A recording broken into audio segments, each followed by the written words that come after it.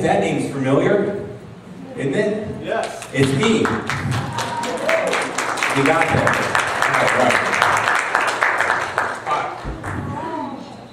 I was sitting listening to the radio, and I have to admit, I don't listen to the news a lot. I find it depressing, bothersome, angersome. It creates solace in me, which is trouble. And so I was listening to the radio. I think this little song, "We Won't Be Shaken." It's a contemporary song. It's on, I want to say K-Love all the time. And I'm sitting here thinking, I think something's missing. Something's wrong with this song. I won't be shaken, but I should be stirred.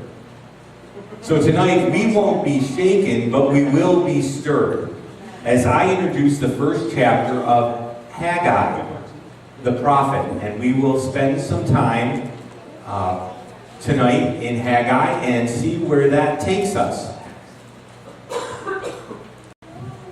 Now, there's always a take-home truth. Since God is here, do we believe that tonight? Yes. All right, we ought to be able to see his fingerprints. Now, I don't mean literally. We'll get into that later, but we should be able to see his fingerprints. Oop. Okay. When I grew up, my dad loved musicals. He absolutely did. He took us, I saw Camelot live. I went and my dad used to sing Mario Lanza songs. You have to be, before you get too impressed, understand that Mario Lanza has a wonderful voice and my dad has So it wasn't so wonderful. But he used to sing Mario Lanza songs. And so I grew up around South Pacific. Does anyone remember that musical? Okay, and there's, I remember getting to know you, getting to know all about you, getting to know you, getting to hold you like me. And I thought, you know, we ought to get to know Haggai just a little bit this evening. Whoops, there we go. And so we're going to spend a little time getting to know Haggai. First of all, Hebrew names are important. Comes from the word Hag. Has the idea of festival or, well, festival will do. Festival will do, that'll do. That's an interesting name because really what we're going to see is he's not being all that festive. In fact, he has a lot of things to say to the people that are there that are not all that festive. Now, what I like to do is see which prophets were around, because sometimes these prophets ended up double teaming. And this particular prophet was around during the time of Zechariah. So if you read Zechariah and you read Haggai, you end up seeing a whole lot of overlap. And they both prophesied in Jerusalem and Judea. Why? Because the northern kingdom is not doing so well. Some of them went south, a faithful remnant, and some of them got an all-expense-paid trip to Assyria. And they never really gelled again. The southern kingdom ended up going off to Babylon. This is post-exilic. These are the last folks to speak to Israel before what's called the 400 silent years. I like to call them the 400 providential years, because they really weren't silent. There's a lot of stuff going on. But we need to understand a little bit about Haggai. So hopefully, not only have you got to know Haggai, but hopefully you'll like him by the time this is done. Now, tonight we're going to look at the key phrase in Haggai. But we're going to do it a little bit like a game show. You know, a show where you get the top 5 answers? So what's the key phrase in Haggai? Number 1. Where are the locks and bagels? That's answer number 5. Whoop.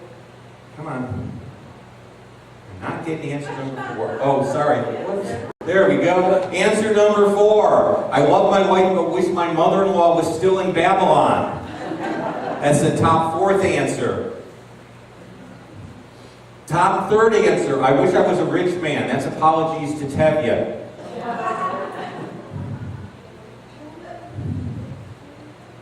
Number 2, so get building already. And of course, the number one answer is consider your ways. And the correct answer is one. Consider your ways. That is the key phrase in Haggai. It's going to occur over and over and over again. And so if you're reading Haggai, you can see where the divisions are because of this phrase, consider your ways. So where does this get us? What's the background in all of this? I'm really hoping you're seeing what I'm saying. If you are a J.R.R. Tolkien fan, if you aren't, you can always go see the movies and save yourself the reading. It's not the dwarves, but the Jews. Right around 520 BC or BCE, one of the early waves of Jews returned from Babylon and began settling back in the land. Did you know that the Babylonian captivity did not end with one wave of Jews, but actually with three? And so you've got Haggai, and then you're going to end up bumping into Ezra and Nehemiah a little later, and then there are those Jewish people that didn't really come back, and then you run into Esther, but that's Purim time, and we're not there yet. And so they began to settle in the land. So then the next question is, who led these people? Yeah, not the governor, Arnold Schwarzenegger, but actually Zerubbabel was the governor of the returned exiles. Now he's going to be very important because some parts of Haggai are just going to be addressed to Zerubbabel. And also, his descendancy is quite interesting. But you can't have a ruler without having a high priest, a Kohen HaGadol.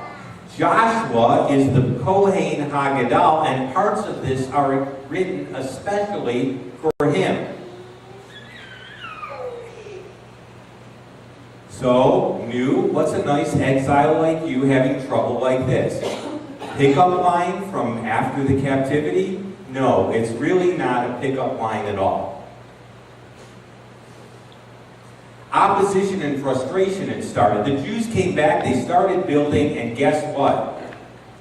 The guys in charge of the city building code, who really weren't very nice, ended up giving them all sorts of problems. So they got discouraged. On top of this, we're going to see that a famine occurs. Money for bricks, money for butter. I got a choice. What the people began to do was choose making their domiciles better and their living conditions better at the expense of rebuilding the temple. But not only that, they also got discouraged because the temple that they were building was never going to be as nice as Solomon's. So, we're never going to really make it. This thing's never going to be so wonderful. We're not going to get to put pictures on Facebook. No one's going to ooh and ah. We're not going to get a lot of likes. They got very discouraged. That's the background of the problem. To understand what Haggai's saying, you have to understand the problem that's going on. So, to put it in very Jewish terms, boy, have I got Soros. Soros is trouble. They needed to be awakened. They and their leaders needed to be awakened to their spiritual responsibilities and get rid of the apathy that had set in. And so they needed to deal with all this. The text is the thing. We're going to spend some time in the text of Haggai. We're only going to be looking at part of it. There are 4 messages in Haggai. And we're going to be looking at the first of those 4 messages. This is not a long book. This is a concentrated book where a lot gets said in very little space. If you want longer, you have to read Zechariah. He gets a bunch more chapters. So you're doing the concentrated thing here. Verses 1 through 5. I like to call this, so it's time already. Because really, that's the message that God is giving. Now, you need to hear Haggai as well as hear me talk about Haggai. So I'm turning there fairly quickly, I hope. He's one of those small guys that you really have to look for. He's the type of individual in the scriptures that you want to index your Bible to find. Okay? We're looking at verses 1 through 5. In the second year of King Darius, in the 6th month, of the first day of the month, the word of the Lord came to Haggai, the prophet to Zerubbabel, the son of Shealtiel, governor of Judah, and to Joshua, the son of Jehozadak, the high priest, saying, Thus speaks the Lord of hosts, saying, the people say, the time has not yet come. The time that the Lord's house should be built. The word of the Lord came to Haggai the prophet, saying, Is it time for you yourselves to dwell in paneled houses, and the temple to be in ruin? Now, therefore, thus says the Lord, consider your ways. God's way of saying to these people, it's time already. They were saying, look, it's not time. Conditions aren't right. Things aren't perfect. It's just, we'll get to it. We'll get to it already. And God says, no, I'm going to ask you a rhetorical question here. Is it time for you to put the swimming pool in the backyard and ignore the house of the Lord? Is it time for you to upgrade your furniture and ignore the house of the Lord? And that's the sort of thing that Haggai is dealing with. It's a little different for us, I know, and we'll get there eventually, but we need to deal with the text and we need to see what's going on. But beyond this, there's a withdrawal of God's blessing in 6 and 7. Now, we're going to take a little bit of time with this concept, but you need to understand something. God is going to talk to them in this way. You have sown much, verse 6, and bring in little.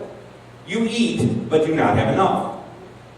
You drink, but you are not filled with drink. You clothe yourself, but no one's warm. You earn wages, but he earns the wages to put into a bag with holes. So in other words, you're sticking wages and you're not getting to keep them. You're eating, but you're not getting enough. The more you try to get, the less you have. What is going on here? Understand that under the covenant that God made with Israel, their physical welfare was tied directly to God's blessing. When things were not going right, it was a sign to them that something was wrong. You don't have enough food, it doesn't mean that the food truck didn't arrive. It doesn't mean that somebody just forgot to pick up groceries. It means that God's blessing is being withheld. Here's the deal. You honor my covenant, I provide all your needs. You don't honor my covenant, I get your attention by taking away resources. See, you use your resources for me, or you just don't get them. You will be a good steward of the resources, because if you're not, then the resources will be less. And so, Deuteronomy, or Devarim 28:16 through 25, states very clearly God's plan of discipline for Israel. And the point is that the people should have figured out, let's see, I'm planting more but getting less. I'm getting more. Now you got to understand, they didn't have soda pop back then, so I can't say that they were planting more Coke trees and they were getting more cola. I mean, I can't do that sort of thing. But they were planting the fruit that would have provided the juice, other than water, but they were getting less yield. They were earning wages, but they weren't able to live off those wages. And for those people, it should have said to them, uh-oh, something's wrong. So there's a twofold thing here. God asks them a rhetorical question, but he says, look, they just don't get it. I don't know what it is with these people. They just don't get it. And so he begins to withdraw blessings. And so the famine is a problem for them, but their response to the famine isn't to figure out why the famine's there. It's to take to ibuprofen and call God in the morning. And don't we do that? We have problems and we don't look at the cause of the problem, we cure the symptoms. And so that's essentially what's going on here. And so that's the second part of the text. And really this text runs through verse 7, where you have the wonderful phrase, consider your ways, right? And that's our phrase for seeing where things change. So, I'm just taking a peek here. There we go. What's the big deal? Does God really need a house? I mean, is he really, living on the streets here? Is this what's going on here? Is this the problem here? The purpose of the temple was that was God's space to meet with his people. If you understand certain concepts, all of a sudden the whole Bible unlocks. And one of those concepts is the idea of God creating a beachhead. Creation was supposed to be designed by which man, under God, would go ahead and do what God wanted. He would be glorified. Creation would experience him. Man would experience him, and everything would be gorgeous. Okay? It was really set up as a good thing. That plan went sideways when Adam decided to make a decision. See, I'm not letting the guys off the hook, because usually Eve takes all the heat. Okay? Eve influenced, Adam succumbed. Both of them had their part to play. But the reality is that when that happened, now you have a fallen world. God's plan is to fix what's broken, to restore that which has been damaged. And so a process begins in place. And God says to the people of Israel, you are my nation to display me to the world. And I want to dwell among you. One, because I love you. And two, when I'm there, when people look at you, they'll see my presence because I'm there. But now the temple's sitting in ruins and everybody's got paneled houses with new linoleum. What's happening here? That's why it was such a big deal. These people were not focused on the job God gave them to go ahead and restore his space among them. They had gotten discouraged and sidetracked and apathetic. They had entered the long, hot summer of apathy. And so this was a big deal. Now, this is an overview of only about 7 verses. See how concentrated Haggai is? We're going to see a lot of things related. If you were to continue reading through Haggai, you would see a lot of things related to this whole concept. This is an introduction to Haggai. Post-exilic prophet, Israel's back in the land, everything should have been working, but it wasn't working because the people were not being what they were supposed to be, and doing what they were supposed to do. Now, you all don't have a temple to go build back home in the sense of literal. I mean, don't try to rebuild an example. You could for teaching purposes, but really that's not where we're at right now. We said God's presence was among us, right? I didn't have to go to a place. I mean, I did here, but I didn't have to go back to a restored temple in Israel. Because right now, there's a wall there that was a retaining wall, but there really is not the nation streaming into a rebuilt, glorified temple. So, what do I do with all this? What does this mean to me? How does this work for me? Well, let's talk about application. Once you know what the word says, then you find out what it says to you. Okay. So, if God's here, I should be able to see his fingerprints. Ah, my wife picked this up. This is so neat. Let's see. We're checking for fingerprints here. Okay. Well, that's close fellowship, but it didn't help me see his fingerprints, did it? This is really cool. I want to keep this. I like the lighted feature better. Okay? You see Sherlock Holmes, he's always checking for fingerprints. But I'm not going to see God's fingerprints with one of these, am I? This is not going to work. How am I going to see God's fingerprints? There are ways to see God's fingerprints. One of the first verses that I memorized, because I had friends that were part of an organization, they handed me this pack of verses when I became a believer.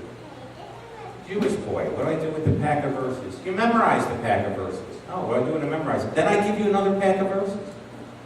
What do you do to memorize it? Oh, well, you recite the verse and the reference for an act. It was called Navigator's Pack.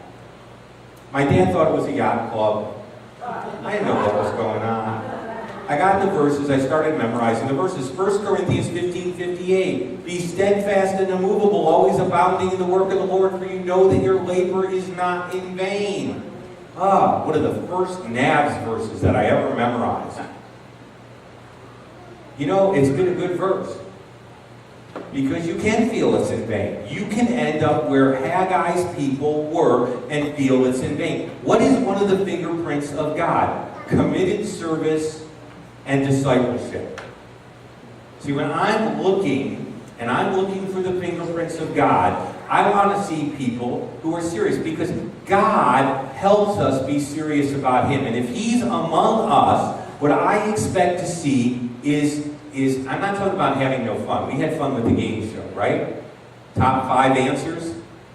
Okay? We had fun, but that doesn't have anything to do with commitment. I can be funny and be committed. I can have fun and be committed. Am I focused? You know the difference between a flashlight and a laser beam? How the light's focused. Laser beams cut through metal because it's focused light. Flashlights don't do so well through large metal girders. One of the fingerprints that we need to see is we're a community, and there needs to be a focus on building this community. And if God is here, that focus will be here because He is focused.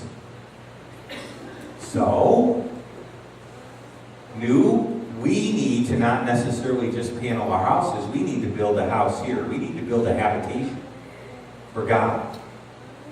And that means commitment. Be here. How can you be committed to something that you have no connection to? You know, there are people committed to all sorts of things. People who are committed to Comic-Con show up. People who are committed to ice cream end up at DQ, right? For the Starbucks aficionados, people committed to Starbucks purchase their overpriced coffee. And I like my Starbucks. There you go. Okay? But that's how you see it. You see presence, you see effort, you see energy. I'm in the midst of a dissertation. I had better be committed. And it shows itself when I spend time, effort. Now, there are folks doing that. I always feel bad because I know the bebopping folks. Okay? There are folks who teach Hebrew school. There are folks who are there early. I did not break into this place. The door was actually open for me. There are committed folks here. But could the army be bigger? Yeah. The army could be bigger. Let's face it, we could expand our forces. So be committed, be involved. What about the fruit of the Spirit? How many of you can recite them by memory? Okay, some of us can, okay? Why is it called the fruit of the Spirit and not the fruits of the Spirit? You ever thought about that? It's singular. Because there's really one thing that the Spirit produces, and there are all these different ways that it demonstrates itself. That's God's presence. When I see love and joy and patience and peace that God is going ahead and giving people, I know where it comes from. Because Jesus said in this world you won't have peace. And I'm willing to bet that in this world there isn't much of a drive for patience. Just get on the 17 at the right time, I'll tell you. You can lose your patience real quick. I think my favorite thing is the fact that there is always 30 seconds between, no, it's closer to a minute and a half, I've counted, between the green light and the first car in the line moving. I'm still trying to work this out physics-wise. Okay? Patience, something that God does. When I see patience, when I see peace, when I see love, when I see, oh, this is, again, long-suffering. By the way, the Greek word means to remain under. Okay? Because it takes real patience to remain under. When I see those things among us, I'm not talking about being in your room alone. I can be patient with my favorite mystery movie. I can. I can be real patient. In fact, I've probably seen it 4 times and I know who did it, so I can be more patient. I'm talking about here. I'm talking about what we see among us. If someone walked in here from the street, would they see love and joy and patience and peace? Would they be overwhelmed? Would they say, wow, this is a group of people that don't look like the guy in front of me when I'm driving? Do they see those? Those are God's fingerprints. Those are things that tell us that God is there. Those are signs of His presence. Okay? I'm not picking on folks. We all come in a different place, and God meets us where we're at. But here's the thing. God never leaves us where we're at. Okay? So if you came here and you've had a little roughing up by life, don't be offended. But where you go from here is a sign of God's presence. If God leaves you where He found you, something is definitely wrong. Discipleship in Yeshua is about growth, not about shrinkage. So what you should see is expanse.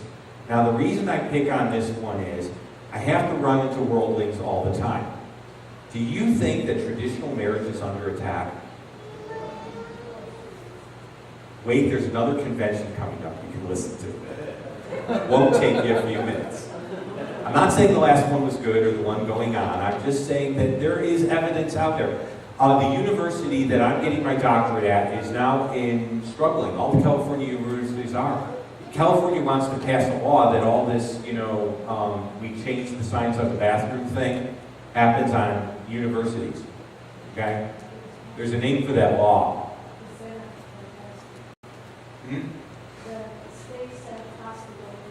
Yeah, and so there's a real problem here because most of the universities that are trying to further God's word really don't want it over the bathroom. Okay? But here's the funny thing. A long time ago, I had the chance to do an open forum on Christian view of marriage. I had the chance to do it in front of people of a slightly different lifestyle and opinion. And so the university called me and they said, before we have the ride, could you please tell us what you're going to say? So get out the ride, please, and be all ready for you. Well, that made me a little nervous, and I went there and I did my thing. And a girl who was very nice, I kind of hope the Lord got a hold of her, said, I really appreciate your zeal, but why are you so against me? And I said, look, I think Jesus has something better for you. And I want you to have the best. But if she turned to me and said, look, how's your particular heterosexual marriage going? And I said, well, I'm on number 23, and it's not looking so good. Do you think she would have said, boy, do I want a piece of that? I mean, I just can't wait to go through that process over and over again. Folks, we need to understand something. One of the signs that God is working from where you're at is what you do with relationships now. See, I don't need Dr. Phil to tell me that relationships tell people about me, and they tell people about the people that I'm relating to. That's not a Dr. Phil thing, that's a biblical thing. If Dr. Phil got it at all, I know where he got it from. We need to be the examples. This is so wonderful. This is so cool. This type of creation arrangement that God designed is so neat that you wouldn't want to look at any other lifestyle. Can we say that? Can we as a people say that? We should be able to. It's not picking, it's saying, look, that's a fingerprint of God. If you don't got that fingerprint, you want that fingerprint of God. And people are watching. In fact, when I was younger, I used to talk to myself, and I have to be careful because sometimes I still do.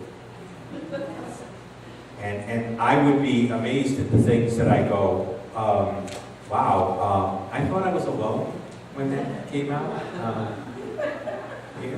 Marley will say, you realize your daughter was in the room. Oh, no, I really didn't. I thought it was just me. And it always kind of brings me up by the short hairs, but the realization is People are watching. They really are. And we want to see those fingerprints. These are just signs. These are things we can expand upon. We could become a mighty army of joy. Wouldn't that be cool? I don't mean necessarily, used car salesman happy. I'm talking about real joy, okay? Because I know about people that can put the smile on. But the heart isn't smiling. The face is smiling, and it just hasn't caught up with the heart yet. We could be those individuals who are patient so that the rest of the world says, I don't get you people. What are you so comfortable with life about? I don't understand.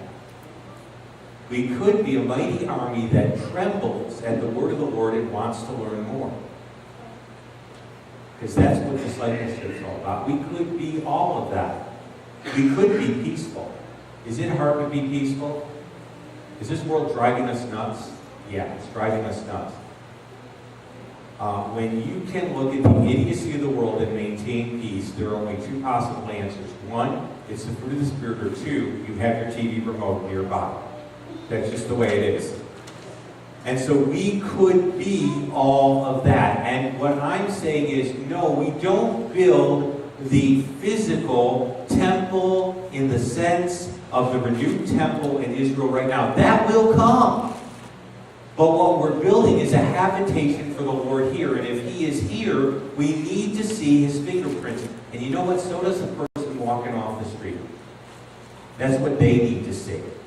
Because that will tell them God's here.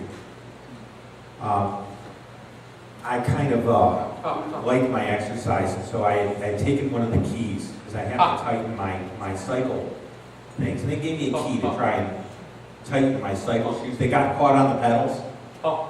So here's my shoe hanging off the pedal, and I'm trying to figure out how to release myself from this bike before I never, ever see home again.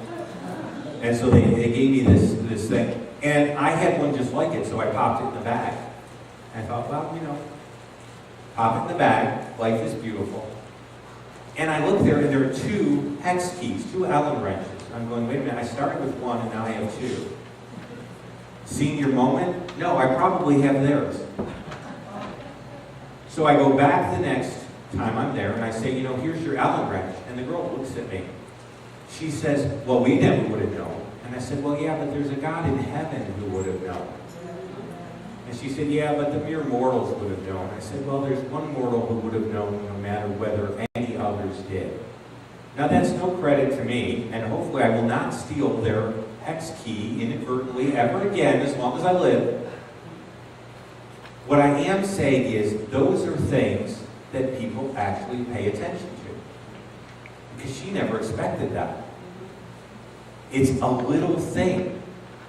It's a little thing to say thank you. It's a little thing not to freak out at the woman behind the airplane counter when she tells you that your flight has been canceled for the next 3 days and they're not giving you a food voucher. Okay? We've had those things. Those are hard things. But those are things that we can see even among ourselves. Pay attention to your interactions here, because your interactions here will be seen by someone else. And if it's not seen by someone out there, it will be seen by someone up there. And so we can be all that. We can be the solution to the problem by building a habitation for the Lord here in the way we relate to each other and our commitment to this family. And God's fingerprints will be visible. So Haggai might be a short book, but hang on, because Haggai has a lot to say to us about building the habitation of the Lord and what plays well with God and what doesn't play well with God. And although we're not, in the sense, just coming back from Babylon, dare I say that we're beginning to live in a place that's beginning to look a little bit more like Babylon today than it did yesterday. And so we need to learn how to live with that.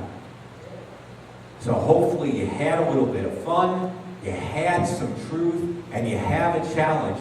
Let's make this the place that God inhabits in such a way that I don't need one of these to see His fingerprints.